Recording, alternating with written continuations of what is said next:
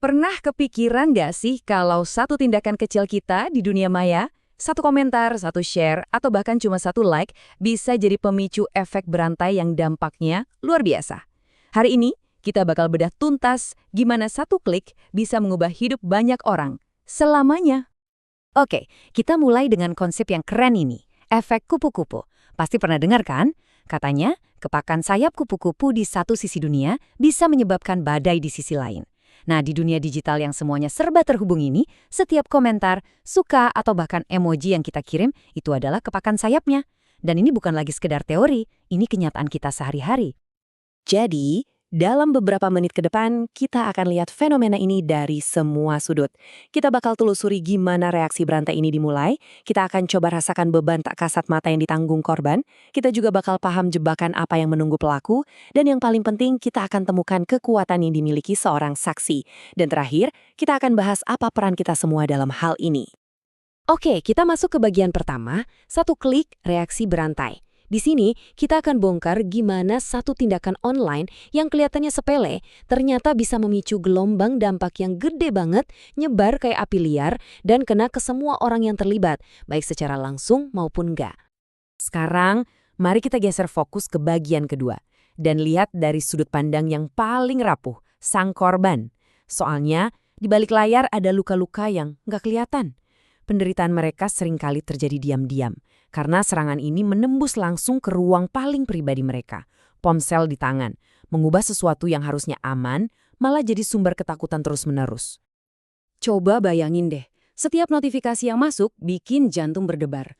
Bukan karena senang, tapi karena takut. Ini adalah kondisi nyata yang disebut cyber anxiety, di mana korban jadi selalu waspada, hidup dalam mode siaga tinggi, seolah-olah terus menunggu serangan berikutnya datang. Lalu, muncul rasa malu yang dalam banget. Saat ejekan datang bertubi-tubi, korban pelan-pelan mulai percaya sama omongan itu.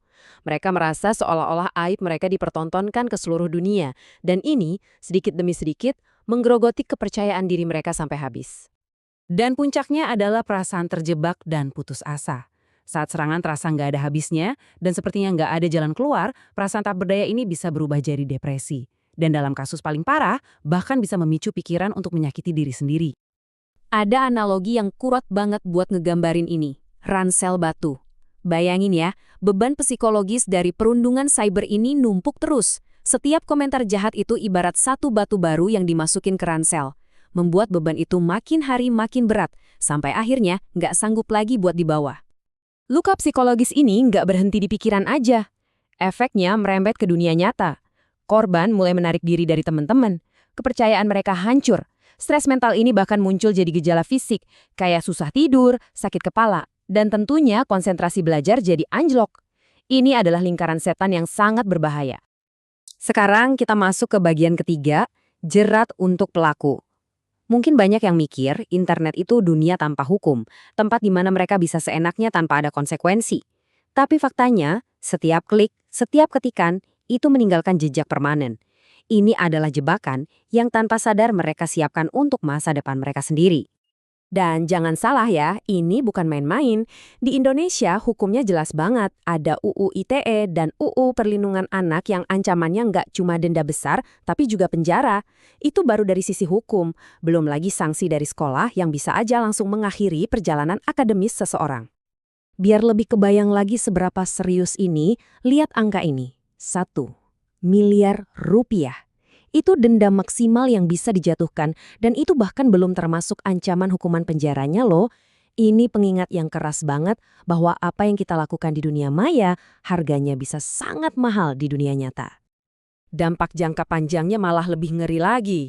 Anggap aja gini, jejak digital kita itu adalah CV permanen kita. Nanti pas mau daftar beasiswa atau cari kerja, rekam jejak online kita itu pasti bakal dicek. Satu riwayat perundungan aja itu bisa langsung menutup pintu kesempatan yang mungkin gak akan pernah datang lagi. Sekarang kita sampai ke peran yang sering banget dilupakan. Padahal mungkin ini yang paling menentukan, peran seorang saksi atau bystander. Mereka yang melihat kejadian ini sebenarnya bukan penonton pasif. Mereka itu berdiri di persimpangan jalan dan mereka punya kekuatan buat mengubah arah cerita. Di sini ada 2 pilihan. Pertama, jadi bystander, Orang yang cuma liap, diam, dan nggak melakukan apa-apa. Padahal, diam itu sering dianggap sebagai tanda setuju loh sama si pelaku. Pilihan kedua, menjadi seorang upstander. Seseorang yang melihat ada yang salah dan dia memilih untuk bertindak. Menjadi bagian dari solusi. Terus gimana caranya jadi seorang upstander? Gampang kok, nggak perlu tindakan heroik. Cukup langkah-langkah kecil yang praktis. Contohnya, lihat komentar kasar, jangan diabaikan. Kirim pesan pribadi ke korbannya, kasih dukungan. Ada foto nggak pantas di grup, langsung laporin ke admin. Hal-hal kecil kayak gini yang bisa bikin perubahan besar. Kenapa ini penting banget? Karena dengan satu tindakan kecil, kita nggak cuma memutus rantai kebencian. Kita juga ngasih harapan ke korban. Kita nunjukin ke mereka kalau mereka nggak sendirian. Dan yang gak kalah penting, kita sebenarnya sedang membangun karakter kita sendiri, melatih keberanian dan empati. Nah, ini semua membawa kita ke kesimpulan utamanya. Masalah ini tuh bukan cuma tentang korban, pelaku, atau saksi secara individu. Ini tentang kita semua. Membangun dunia digital yang lebih aman adalah tanggung jawab kita bersama. Coba deh pikirin kayak gini. Perundungan siber itu kayak virus sosial yang bisa menular ke semua orang. Dan di ekosistem ini, kita semua adalah penjaga gawangnya. Kita punya kuasa untuk memilih mau meneruskan bola kebencian ini atau menghentikannya di kita. Hukum yang ada itu cuma cerminan nilai kita bersama, bahwa rasa hormat itu berlaku dimanapun, termasuk di dunia maya. Pada akhirnya, pesannya sederhana tapi sangat mendalam. Ini bukan urusan mereka, tapi urusan kita. Tanggung jawab untuk menciptakan ruang online yang lebih baik, lebih aman, itu ada di tangan kita semua. Dimulai dari setiap klik yang kita buat. Saya akan tinggalkan kalian dengan satu pertanyaan terakhir untuk direnungkan. Bayangin skenarionya. Pelakunya bukan orang asing, tapi sahabat baik kamu sendiri. Apa yang akan kamu lakukan? Apakah persahabatan sejati berarti mendiamkan kesalahannya, atau justru mengingatkannya baik-baik? Pilihan yang kamu ambil dalam situasi itu mungkin adalah cerminan sejati dari siapa diri kita sebenarnya.